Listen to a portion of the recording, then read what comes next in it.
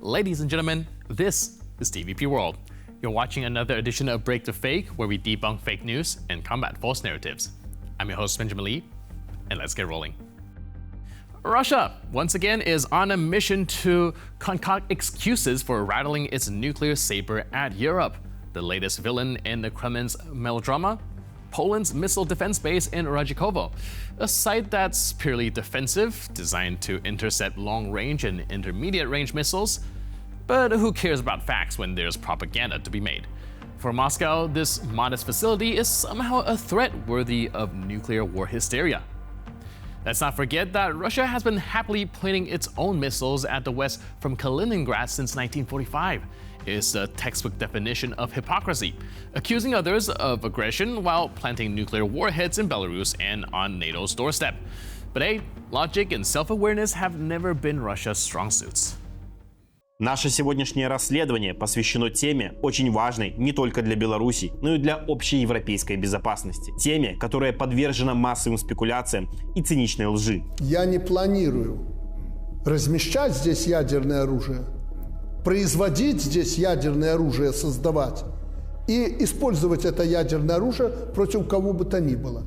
Александр Григорьевич Лукашенко давно ставит вопрос о том, чтобы разместить на территории Беларуси российское тактическое ядерное оружие.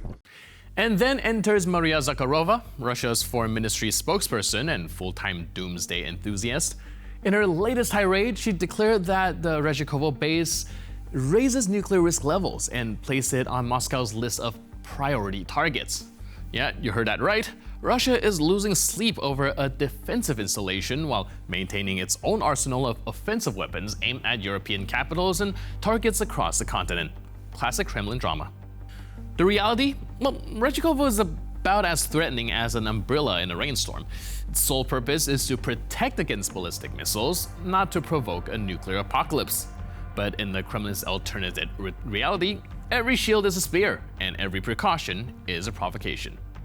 As for Zakharova's ominous priority target lists, let's be real, it's nothing more than a tired script to distract from Russia's own aggressive posturing. If Moscow is so concerned about nuclear risk, maybe it should take a long, hard look in the mirror, or at least glance at its arsenal stationed in Kaliningrad and Belarus. In the meantime, Redzikowo stands as a testament to NATO's commitment to defense, not aggression.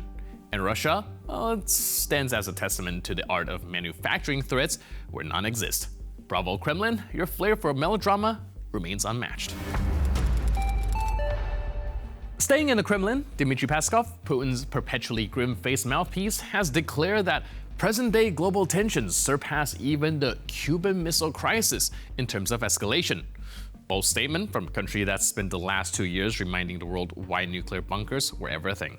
Такого ведь не было даже на пике советско-американского противостояния, чтобы ракеты западные прилетали по территории Российской Федерации. Это, наверное, даже уже не Карибский кризис. Это что? С чем это сравнить, эту ситуацию, которая сейчас сложилась? Она беспрецедентная. Действительно, коллективный Запад, ведомый Соединенными Штатами Америки, демонстрирует, что они готовы на все, чтобы подавить Россию, нанести стратегическое поражение. Поэтому вот такие предупредительные звоночки в том плане, что даже не думайте, я имею в виду вот удар, который был нанесен нашей новой ракетой, это весьма своевременно, это было востребовано и эффективно.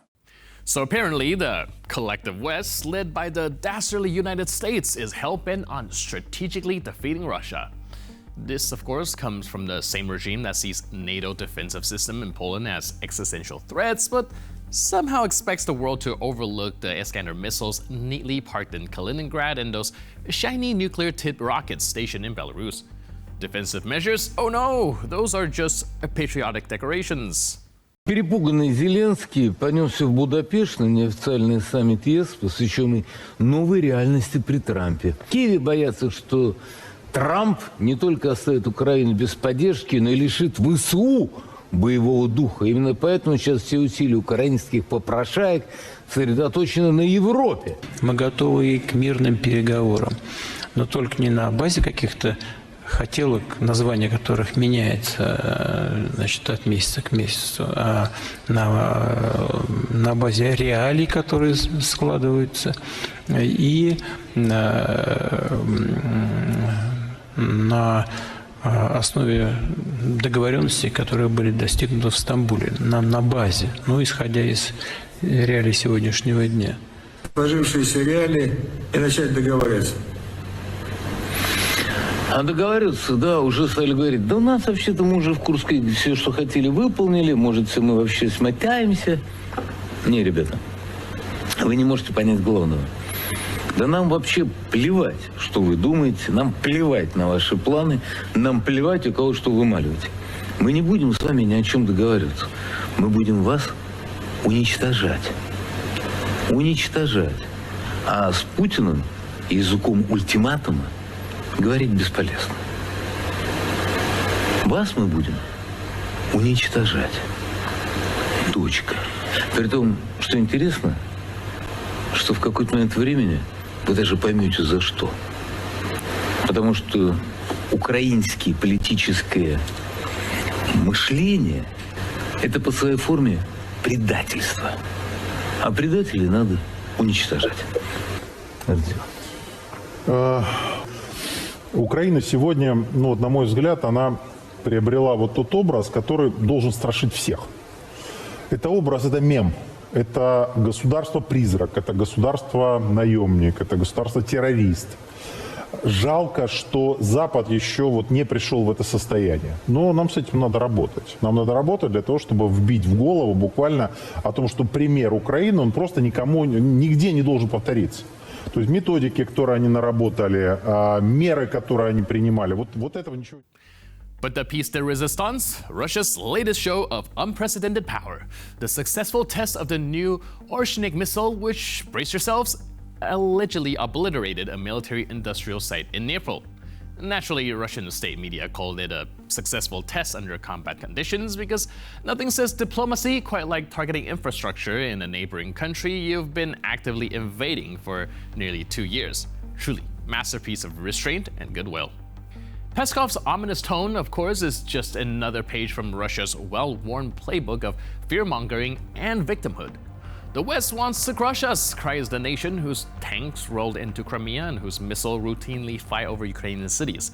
Perhaps the real unprecedented situation here is the Kremlin's ability to blame everyone but themselves for a disaster that they've orchestrated. And let's not forget the timing. Announcing these supposed world-ending escalations just as Russian troops are bogged down in Ukraine and the ruble tumbles into oblivion? A classic distraction technique. Putin might not be Khrushchev, but hey, at least he's got Peskov to spin his failure into tales of heroic defiance. Too bad nobody's buying it anymore. Alexander Lukashenko, the gift that keeps on giving in the realm of unintentional comedy, has once again graced us with a gem. If protests flare up in Belarus, he'll simply, turn off the internet. Yeah, because nothing screams modern leadership like pulling the plug on the 21st century to silence dissent. He even had the audacity to proudly admit that he already did this back in 2020 during the infamous protests against his win in the presidential elections. Remember that? The people wanted freedom, and he responded with plunging the country into the dark information ages. Talk about a technological timeout for bad behavior. Truly, statement ahead of his time. But wait, here's a thought. Could this tech-savvy genius consider offering his blackout services to his comrades in Russia? Imagine Putin taking notes, eagerly asking, wait, we can just turn it off? Why didn't anyone tell me sooner? After all, nothing would delight the Kremlin more than cutting off memes about Solyov's latest rant or the ruble's nosedive. No memes, no problems, right? Well, if Lukashenko actually follows through on his threat, it'll only confirm what everyone already suspects. His regime's biggest fear isn't external enemies, it's his own people armed with Wi-Fi and the truth. But hey, in his world, if you can't solve a problem, just unplug it. How very 2024 of him. And with that, we conclude this edition of Break the Fake. But for more news, update, and commentary, please stay tuned to TVP World.